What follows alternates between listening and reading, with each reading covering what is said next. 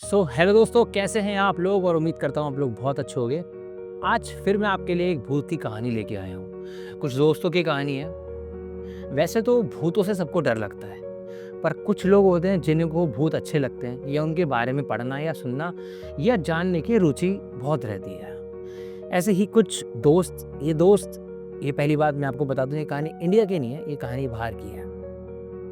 ये कहानी यूके की है और इसके अंदर मैं आपको पहले नाम बताता हूँ। नाम है डैनी, जॉर्जी, माइकल और लूसी।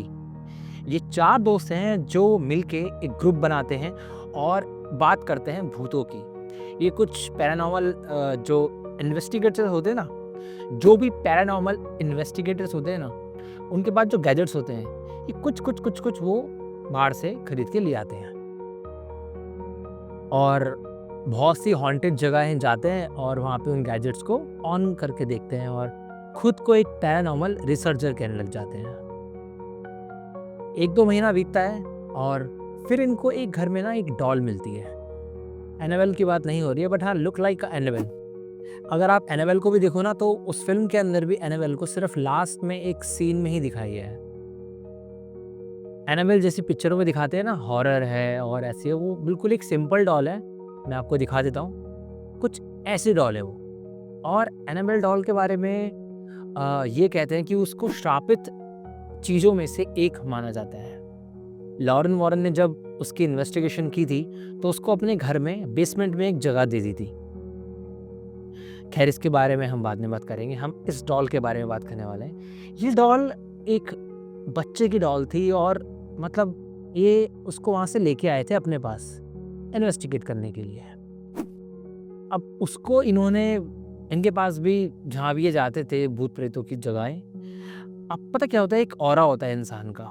वो ऑरा, या आप बिना किसी ऐसी चीज़ के, बिना किसी, अगर आपके पास कुछ ऐसी चीज़ है जो आपकी रक्षा कर सकती है आपके हाथ में या गले में, तो आप इन चीज़ों से बहुत हद तक बच सकते हो। पर अगर आप बिना किसी प्रोटेक्शन के ऐसी जगहें विजिट करते हो या ऐसे लोगों के पास जाते हो जो पहले से ही इस चीज़ के अंदर हैं, जिनके ऊपर कहूँ हिंदी में तो भूत प्रेत हैं, अगर आप उनका उतारा करने जाते हो बिना किसी प्रोटेक्शन के, तो आपको भी वो हार्म कर सकता है।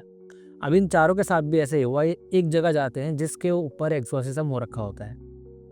वहाँ जाते हैं, रिकॉर्डिंग करते हैं, बहुत 2-3 दिन वहीं पे रहते हैं, अपना दिमाग लगाते हैं कि ये कैसे ठीक होगा। और इन्होंने कुछ जगहों पर जाके रिकॉर्डिंग्स भी की हैं और इनका एक चैनल भी है, नाम तो नहीं बता सकता यहाँ पे।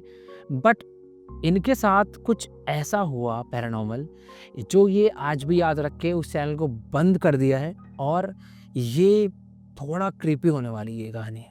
4 दोस्त अपने ऑफिस के अंदर बैठे होते हैं। उन्होंने एक छोटा सा ऑफिस लिया हुआ होता है रेंट पे, और ये अपने ऑफिस के अंदर बैठ के एक डॉल के ऊपर रिसर्च कर रहे होते हैं कि क्या इसके ऊपर भूत है, क्या इसके ऊपर भूत है, ऐसा कुछ।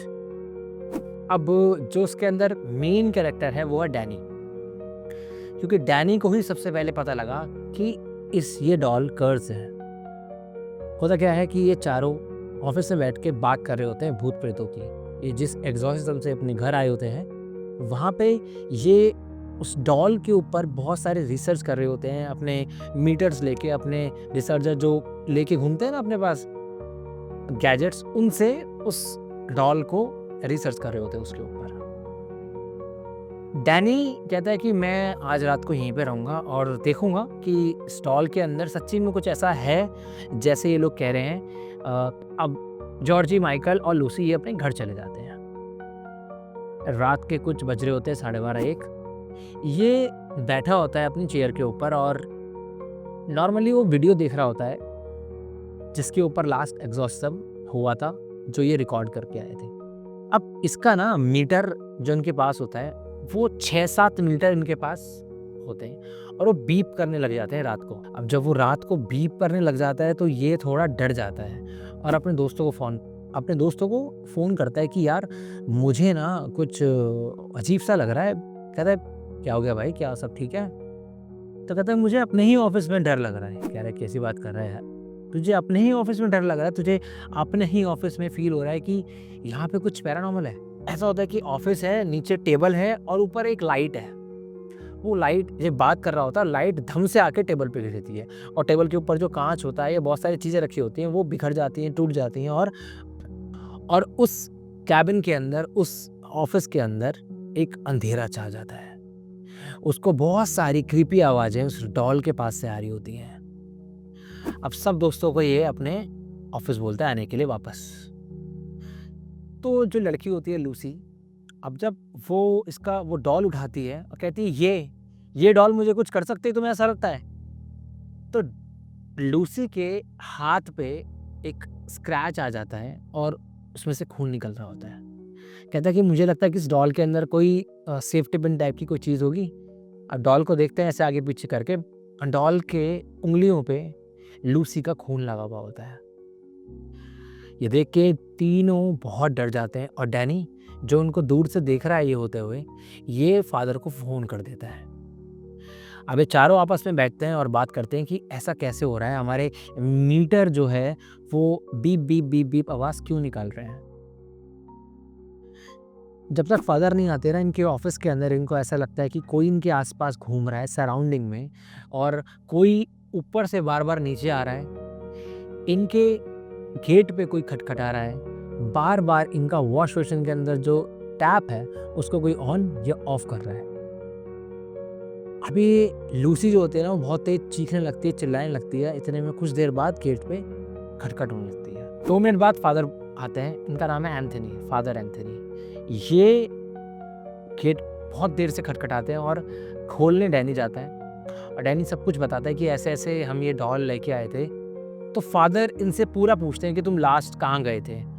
तो उन्होंने कहा था कि एक परिवार था, वहाँ हम फादर एग्जॉर्सिज्म कर रहे थे और हम वहाँ पे रिकॉर्डिंग करने के लिए गए थे। कहते हैं अच्छा, तो जब तुम आए तो तुमने कुछ अपने आप को हील करने के लिए, क्लीन करने के लिए कुछ किया या फिर बस तुम डायरेक्ट अपने ऑफिस आ गए? कहते हैं हम डायरेक्ट अपने ऑफिस आए, हमने कैमरे रखे और गैजेट्स रखे एंड देन हम यहीं पे ही हैं जब से। तो कहते हैं कि वो जो लास्ट एक्सॉर्सिज्म था, वो जिसके ऊपर हुआ था, वो भी हो सकता है कि जो इस डॉल के अंदर हो।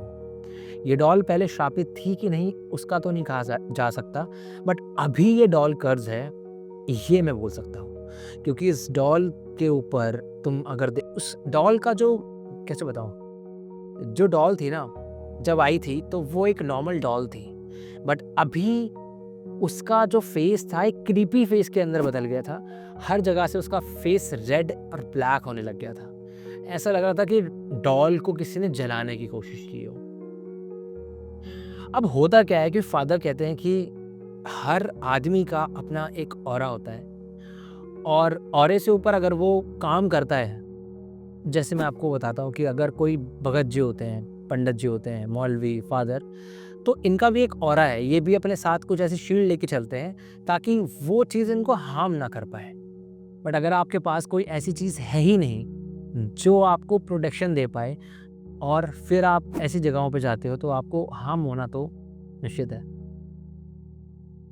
अब फादर जो होते हैं ना, वो इसके ऊपर कुछ कहते हैं कि मैं कुछ बोलूँगा, तुम्हें वही चीज़ें मेरे साथ दोहरानी है और हाथ पकड़ के रखना है, हाथ मत छोड़ना। फादर बाइबल के कुछ मंत्र होते हैं जो बोलने लगते हैं और सब एक दूसरे का हाथ पकड़ लेते हैं और उस डॉल को बीच में रख, और होता यह है कि उस एक रूह, एक आत्मा वो फादर के पीछे खड़ी हुई दिखती है इन दोस्तों को, इन चारों दोस्तों को।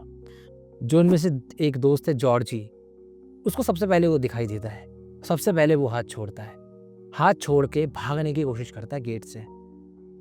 एंड देन उसके जैसे वो भागने की कोशिश करता है, गेट उसके फेस पे लगता है और उसकी नाक यहाँ से क्रैक हो जाती है और उसमें से खून निकलने लगता है। धीरे धीरे तीनों दोस्त एक दूसरे का हाथ छोड़ के जॉर्जी के पास जाते हैं और फादर चिल्ला के कहता है कि तुम्हें मैंने मना किया था कि हाथ मत छोड़ना।